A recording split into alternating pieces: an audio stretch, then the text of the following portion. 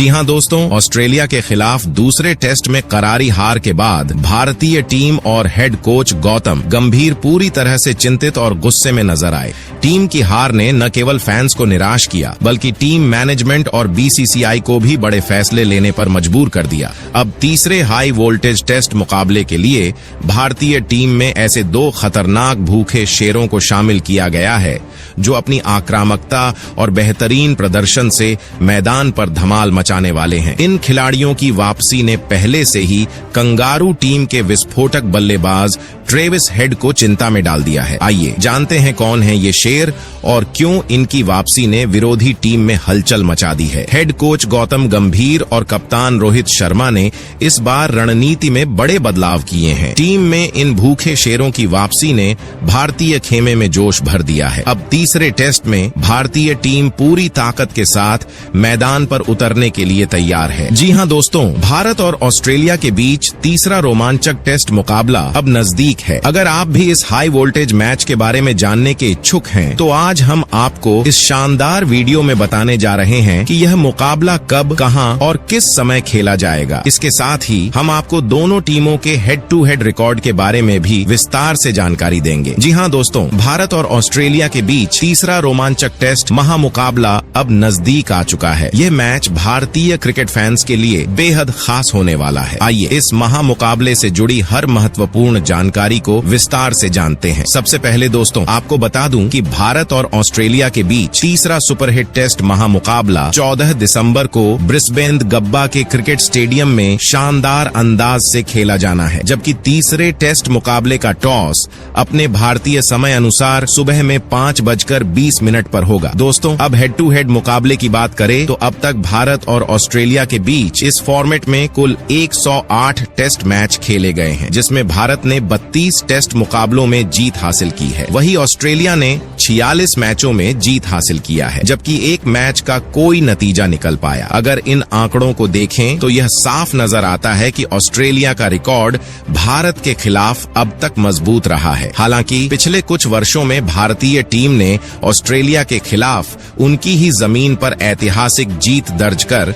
अपनी ताकत का लोहा मनवाया है। चलिए दोस्तों, अब प्लेइंग 11 की बात करते हैं। तो दोस्तों, आपको बता दें कि इस प्लेइंग 11 में 11वें नंबर पर भारतीय टीम के हेड कोच गौतम गंभीर और बीसीसीआई मैनेजमेंट ने तीसरे टेस्ट मुकाबले के लिए अपनी रणनीति तय कर ली है, जहां टीम के सबसे भरोसेमंद तेज गेंदबाज जसप्रीत बुमराह को फिर से नंबर 11 पर जगह दी गई है।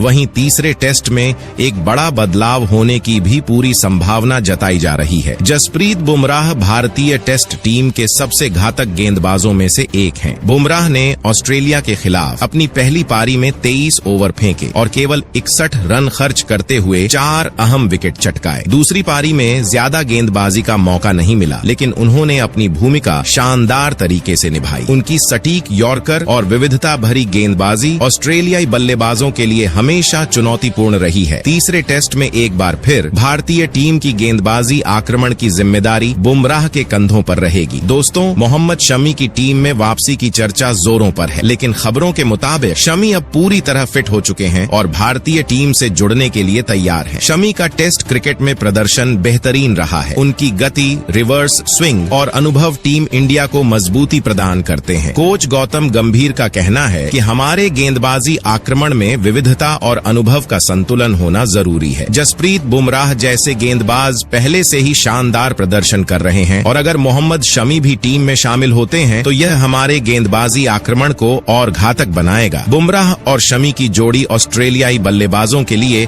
हमेशा सिरदर्द साबित हुई है। दोनों गेंदबाज नई और पुरानी गेंद से विकेट लेने में माहिर हैं। उनकी आक्रामकता और नियंत्रण भारतीय टीम को निर्णायक बढ़त दिलाने में मदद कर सकती है। भारतीय टीम के कोचिंग स्टाफ का मानना है कि तेज गेंदबाजों का प्रदर्शन तीसरे टेस्ट में निर्णायक होगा। जसप्रीत बुमराह के साथ मोहम्मद शमी की वापसी से भारतीय गेंदबाजी आक्रमण और अधिक धारदार हो जाएगा। इसके बाद दोस्तों, 10वें नंबर पर मोहम्मद सिराज को फिर से शामिल किया गया है। दोस्तों, मोहम्मद सिराज ने हाल ही में अपने प्रदर्शन से साबित किया है कि वह किसी भी टीम के खिलाफ मैच को पलटने की ताकत रखते हैं। दूसरे टेस्ट में सिराज ने 24.3 ओवर गेंदबाजी की और 98 रन खर्च कर 4 विकेट हासिल किए, जो कि उनकी गेंदबाजी का बेहतरीन उदाहरण था। सिराज ने ऑस्ट्रेलियाई बल्लेबाजों के खिलाफ घातक गेंदबाजी की और महत्वपूर्ण विकेट चटकाए, जिससे टीम को जीत हासिल करने में मदद मिली। उनका रन खर्च करने का मामला कोई बड़ी चिंता नहीं था,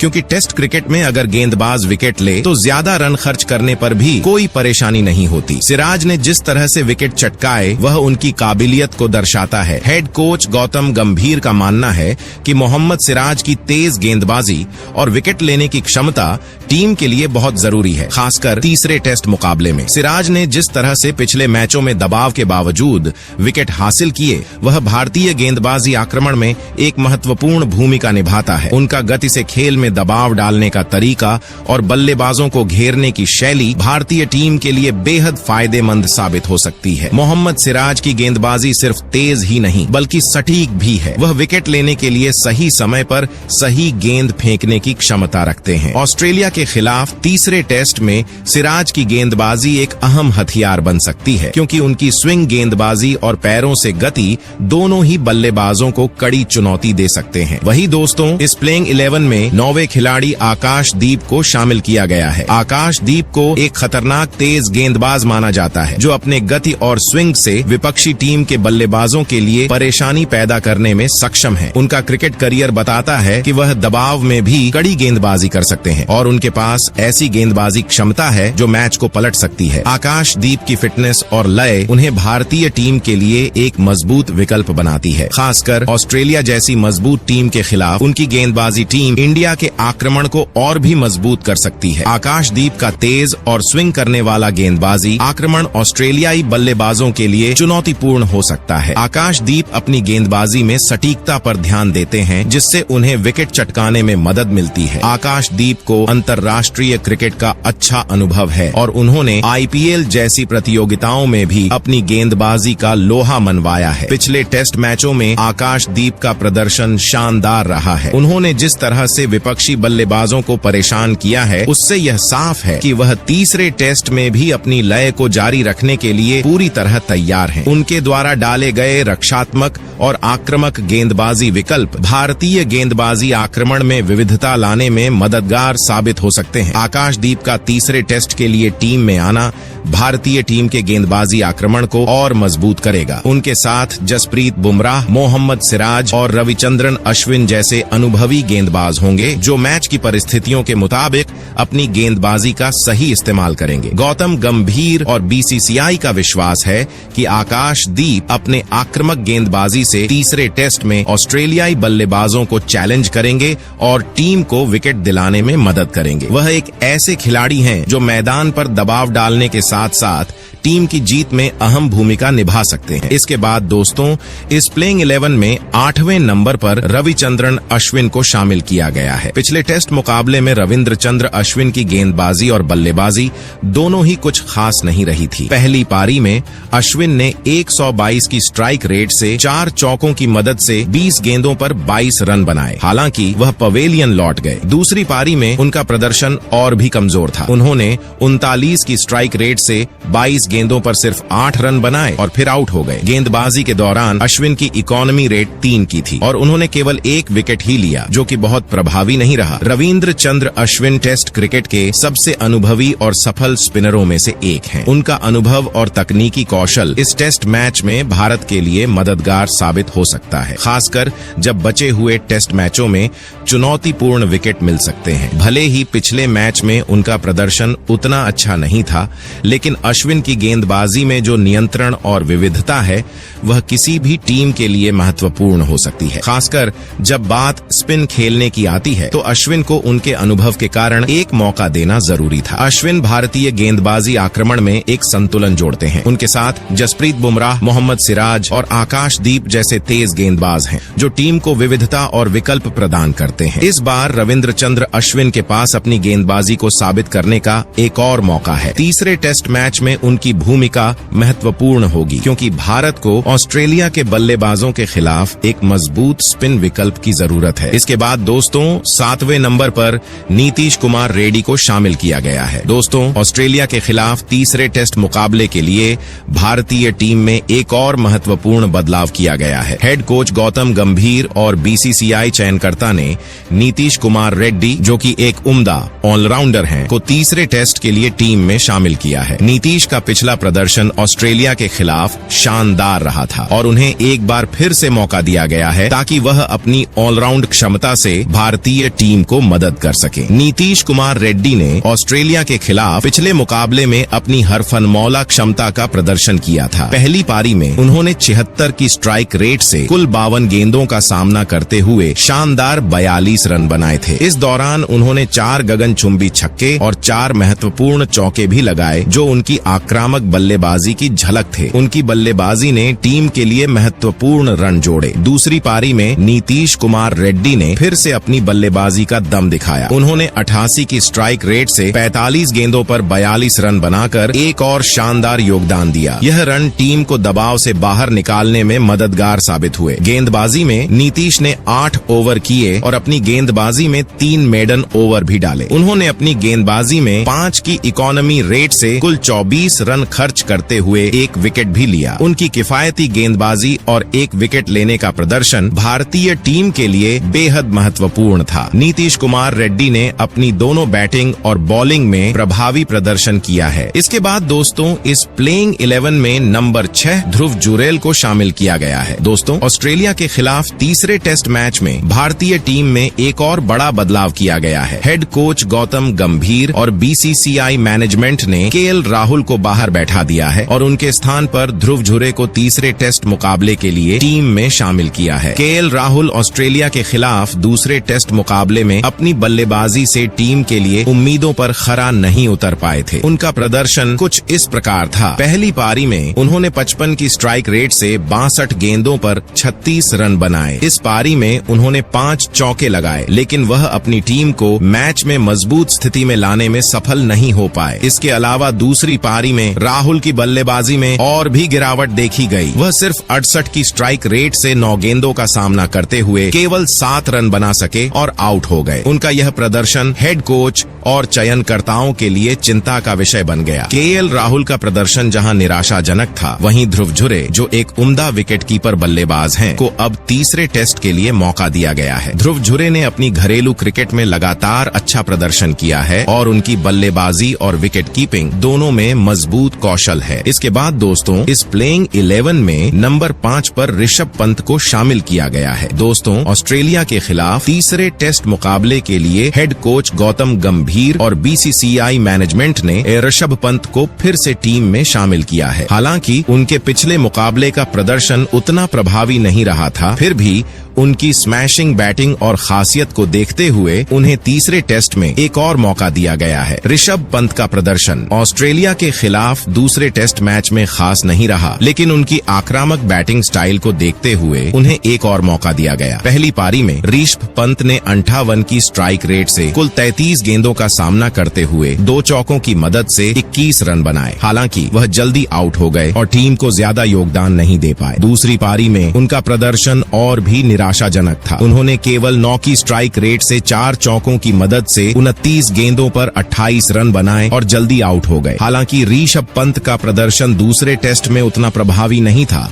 लेकिन उनके आक्रामक खेल और टीम में योगदान को ध्यान में रखते हुए हेड कोच गौतम गंभीर और बीसीसीआई ने उन्हें तीसरे टेस्ट के लिए एक और मौका दिया है। ऋषभ पंत का ऑस्ट्रेलिया के खिलाफ रिकॉर्ड इस फॉर्मेट में अब तक शानदार रहा है और उनकी बल्लेबाजी में जो क्षमता है वह किसी भी समय मैच का रुख पलट सकती है। इसके बाद दोस्तों इस प्लेइंग 11 में नंबर 4 पर शुभमन गिल को फिर मौका मिला है। दोस्तों ऑस्ट्रेलिया के खिलाफ तीसरे टेस्ट मुकाबले के लिए हेड कोच गौतम गंभीर और बीसीसीआई मैनेजमेंट ने युवा और घातक बल्लेबाज शुभमन गिल को एक बार फिर से टीम में शामिल किया है। शुभमन गिल का प्रदर्शन पिछले मुकाबले में ठीक ठाक रहा था, लेकिन उनके अंदर एक बड़ी पारी खेलने की क्षमता है और यही कारण है कि उन्हें तीसरे तीसरे टेस्ट में मौका दिया गया है। ऑस्ट्रेलिया के खिलाफ दूसरे टेस्ट में शुभमन गिल ने दोनों पारियों में ठीक ठाक प्रदर्शन किया। हालांकि उनका स्कोर बड़ा नहीं रहा, फिर भी उन्होंने अपनी बैटिंग से यह साबित किया कि वह उच्च गुणवत्ता वाले बल्लेबाज हैं। पहली पारी में शुभमन गिल ने 59 की स्ट्राइक रेट से 49 गेंदों का सामना करते हुए 5 चौकों की मदद से 31 रन बनाए। उनकी पारी में आक्रामकता देखने को मिली, लेकिन वह अधिक देर तक विकेट पर टिक नहीं सके। दूसरी पारी में भी शुभमन गिल ने 90 की स्ट्राइक रेट से 28 रन बनाए और इस दौरान 4 चौके लगाए। हालांकि यह पारी भी ज्यादा लंबी नहीं चली, लेकिन उनकी तकनीक और क्रीज पर आत्मविश्वास देखकर यह कहा जा सकता है कि वह किसी भी समय बड़ी पारी खेल सकते हैं। शुभमन गिल की बल्लेबाजी टीम इंडिया के लिए बहुत महत्वपूर्ण मानी जाती है, खासकर जब ऑस्ट्रेलिया जैसी मजबूत टीम के खिलाफ संघर्ष करना हो। उनके अंदर न केवल आक्रामक बल्लेबाजी की क्षमता है, बल्कि वह मानसिक रूप से भी मजबूत हैं। टीम के फॉर्मेट में उन्होंने कई अच्छे प्रदर्शन किए हैं और यह कहा जा सकता है कि वह बड़े स्कोर की ओर अग्रसर हैं। उनकी बल्लेबाजी की विशेषता यह है कि वह खतरनाक गेंदबाजों के खिलाफ भी कूल माइंड रहते हुए अपना खेल खेलते हैं, जो टेस्ट क्रिकेट के लिए एक जरूरी गुण है। इसके बाद दोस्तों, इस प्लेइंग 11 में नंबर 3 पर विराट कोहली को शामिल किया गया है। जी हां दोस्तों, ऑस्ट्रेलिया के खिलाफ तीसरे टेस्ट मुकाबले के लिए हेड कोच गौतम गंभीर और बीसीसीआई मैनेजमेंट ने महान बल्लेबाज विराट कोहली को एक बार फिर से टीम में शामिल किया है। पिछले मैच में विराट कोहली का प्रदर्शन उम्मीदों के मुताबिक नहीं था, लेकिन उनकी कड़ी मेहनत और मजबूत इरादे को देखते हुए उन्हें तीसरे टेस्ट में मौका दिया गया है। विराट कोहली का ऑस्ट्रेलिया के खिलाफ रिकॉर्ड काफी शानदार रहा है और इस बार भी उनसे बड़ी पारी की उम्मीदें हैं। ऑस्ट्रेलिया के खिलाफ दूसरे टेस्ट में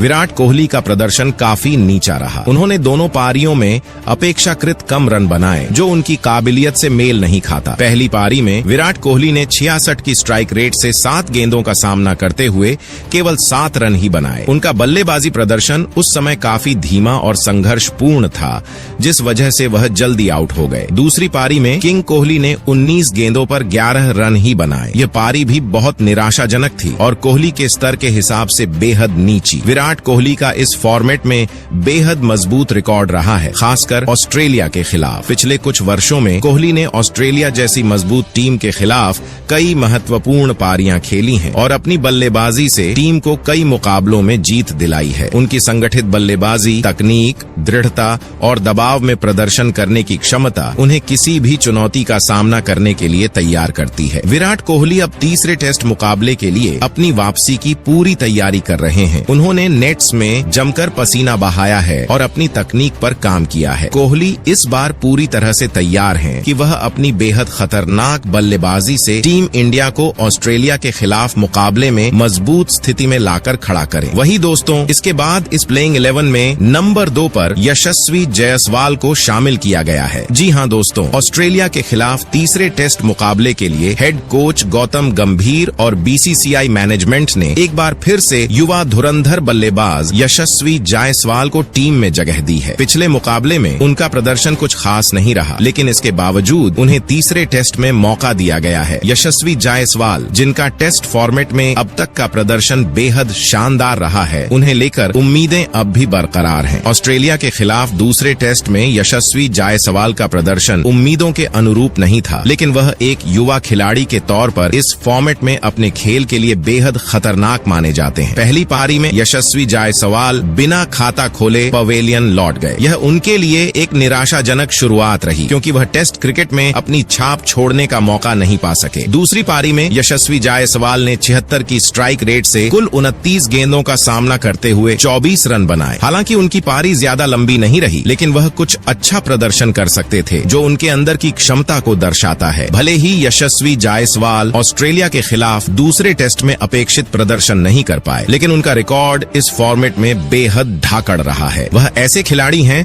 जो किसी भी समय मुकाबले का पासा पलट सकते हैं। उनकी धैर्य, आक्रामकता और दृढ़ संकल्प उन्हें एक खतरनाक बल्लेबाज बनाता है, जो किसी भी चुनौती का सामना करने में सक्षम है। हेड कोच गौतम गंभीर और बीसीसीआई मैनेजमेंट को यशस्वी जायसवाल से बड़ी उम्मीदें हैं और उन्हें तीसरे टेस्ट में एक मजबूत पारी की आवश्यकता है। उन्हें भरोसा है कि यशस्वी के पास अभी भी वह काबिलियत है जो ऑस्ट्रेलिया के खिलाफ मैच का पासा पलटने में मदद कर सकती है। इसके बाद दोस्तों, गौतम गंभीर और टीम मैनेजमेंट ने यह स्पष्ट कर दिया है कि खराब फॉर्म के बावजूद बावजूद हिटमैन रोहित शर्मा को टीम में बनाए रखना उनकी रणनीति का हिस्सा है। पिछले मुकाबले में रोहित शर्मा का प्रदर्शन उनकी क्षमता के अनुरूप नहीं रहा। दोस्तों, ऑस्ट्रेलिया के खिलाफ दूसरे टेस्ट में कप्तान रोहित शर्मा का प्रदर्शन उम्मीद के मुताबिक नहीं रहा, लेकिन भारतीय टीम मैनेजमेंट और हेड कोच गौतम गंभीर ने उनके अनुभव और काबिलियत पर भरोसा जताते हुए उन्हें तीसरे टेस्ट में भी ओपनिंग स्लॉट पर बनाए रखने का बड़ा फैसला लिया है। रोहित शर्मा ने पहली पारी में कुल 21 गेंदों का सामना करते हुए मात्र 3 रन बनाए। उनका स्ट्राइक रेट केवल 12 रहा। वहीं दूसरी पारी में उन्होंने 13 गेंदों में 6 रन बनाए, जिसमें उनका 38 का स्ट्राइक रेट रहा। इस खराब प्रदर्शन के बावजूद कप्तान रोहित शर्मा को तीसरे टेस्ट में ओपनिंग स्लॉट पर बनाए रखा गया है। हेड कोच गौतम गंभीर और बीसीसीआई मैनेजमेंट का मानना है कि रोहित शर्मा एक अनुभवी और बेहतरीन बल्लेबाज हैं और उनका टेस्ट क्रिकेट में रिकॉर्ड इस बात का सबूत है। उन्होंने कई अहम मौकों पर टीम इंडिया को जीत दिलाई है। उनके अनुभव और स्किल को नजरअंदाज करना टीम के लिए नुकसानदायक हो सकता है। गौतम गंभीर का कहना है कि रोहित शर्मा जैसे अनुभवी खिलाड़ी के साथ हमें धैर्य रखना होगा। उनका प्रदर्शन जल्द ही उनकी क्षमता के अनुसार नजर आएगा। खराब फॉर्म से उबरने के लिए रोहित शर्मा ने अपनी तैयारी में कोई कसर नहीं छोड़ी। वह नेट्स में लगातार अभ्यास कर रहे हैं। अपनी कमजोरियों को सुधारने के लिए उन्होंने कोच और विशेषज्ञों से सलाह ली है। रोहित ने तेज और स्पिन गेंदबाजों के खिलाफ अलग अलग रणनीतियों पर काम किया है। रोहित शर्मा का टेस्ट क्रिकेट में अब तक का सफर शानदार रहा है। उन्होंने ऑस्ट्रेलिया जैसी मजबूत टीमों के खिलाफ कई यादगार पारियां खेली हैं। खराब फॉर्म के बावजूद उनका समर्पण और क्षमता उन्हें एक बार फिर से लय में ला सकते हैं। तो दोस्तों, आपकी इस प्लेइंग 11 में क्या राय है, आप कमेंट करके जरूर बताइए। और आप इस वीडियो को कहां से देख रहे हैं, ये भी कमेंट में हमें बताएं।